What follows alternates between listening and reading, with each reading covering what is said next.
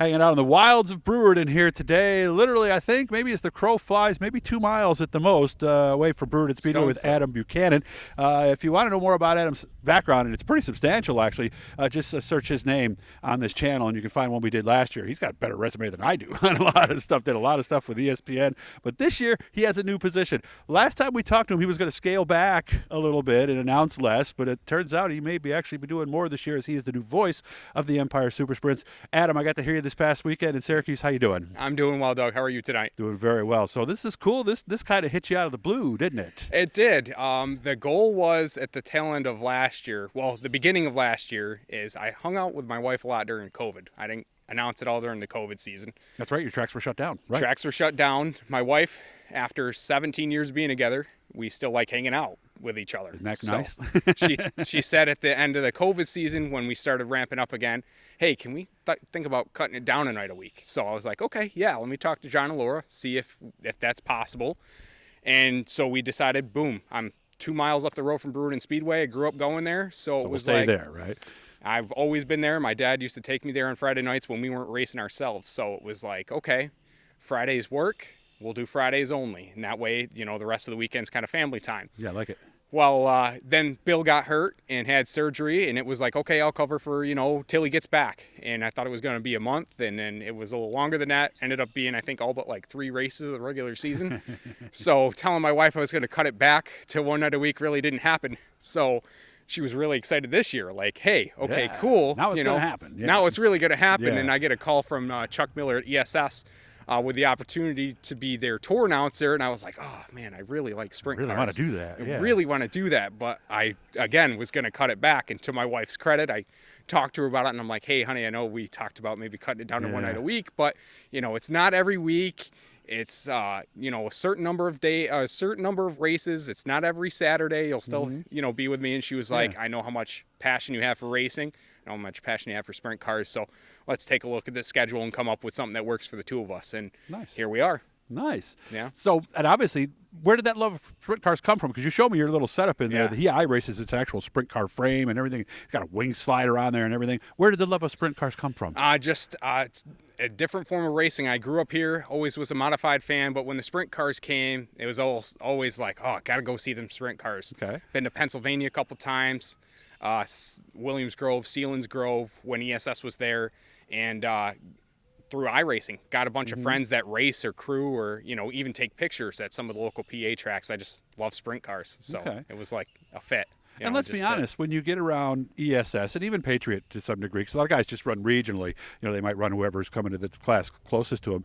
There is a bond among sprint car drivers, I think, that is even different than maybe even some other forms of racing. Do you agree? Yeah, I would definitely agree, especially on the ESS tour. They're hard competitors on the racetrack, but they're kind of like a family off of it.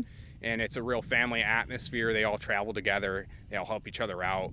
And it just made the decision to, try this year pretty easy. Yeah, because I think the danger involved, they all have been on their lid. They've all done that kind of stuff. So, and I guess when you travel, you look for familiar faces. So it kind of makes sense that would bring them all closer together, wouldn't it? Exactly. Traveling to each track, helping each other out.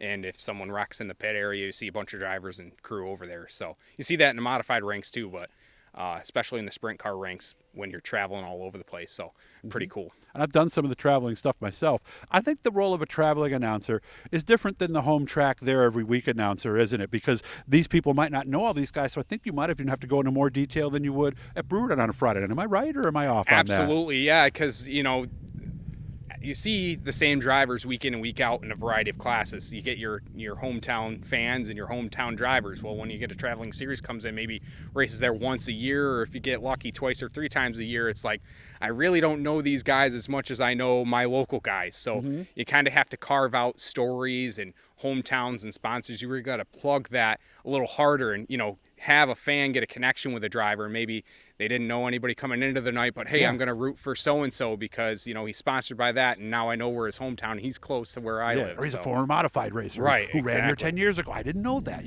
He's a former champion. He's never won a race. I think all those little details matter because a lot of times at these traveling shows, the fans may not know any of these guys.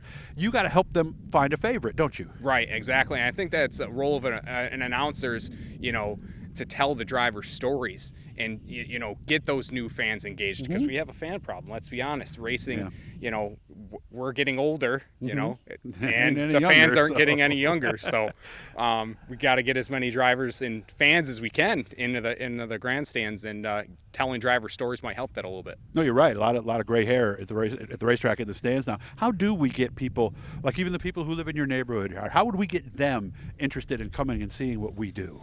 A lot of word of mouth and a lot of sound, because I live, again, 3 miles of road down the road from the speedway, and I have neighbors who had no idea the track was even there. I'm like, how do you build a house? Seriously? Yeah, how do you build a house and not know, you know, the speedway was here before the development was here? Yeah. So you can hear it on a Friday night from my back deck. The cars out there on the track, and you know, neighbors see me with a uniform on. They're like, hey, you know, what are you doing? What's that noise? And then I tell them, and I've actually had quite a few neighbors come out and see it, and you know, been repeat customers per se, and coming out and see the racetrack. So. Yeah, because I think as much as we all get around this a lot, I think sometimes we forget there's always new fans coming in all the time, or maybe somebody who comes once a year.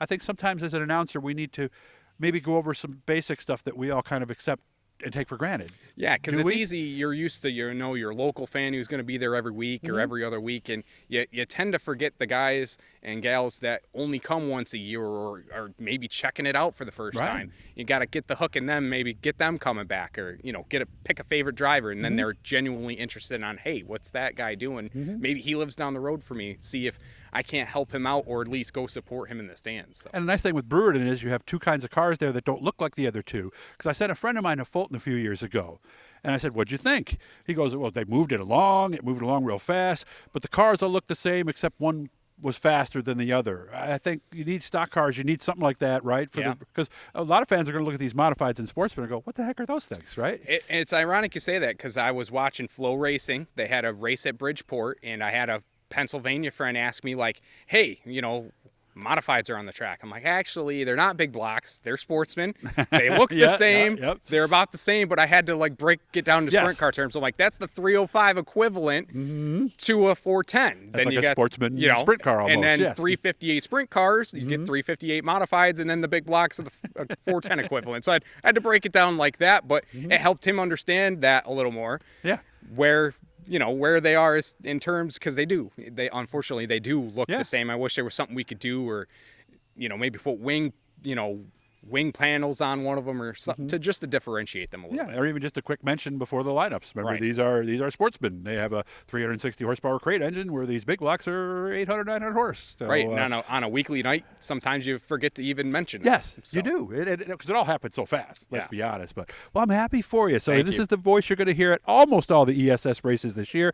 First race coming up not this weekend, but next weekend. Yeah, correct? next Friday, right at the Fulton Speedway. One of my home tracks, as you could say. Yeah, he's gonna have to put GPS in to get there, because he's never been there before. But we're the Friday. ESS is the Friday part of the 2-night show. So if you're a sprint car fan, get there on a Friday. I saw pictures. The track's looking great right now. So they're doing a lot of work. They got open practice and an enduro tomorrow. this weekend. So check that out. Yeah, because we're recording this on Friday, so that's tomorrow.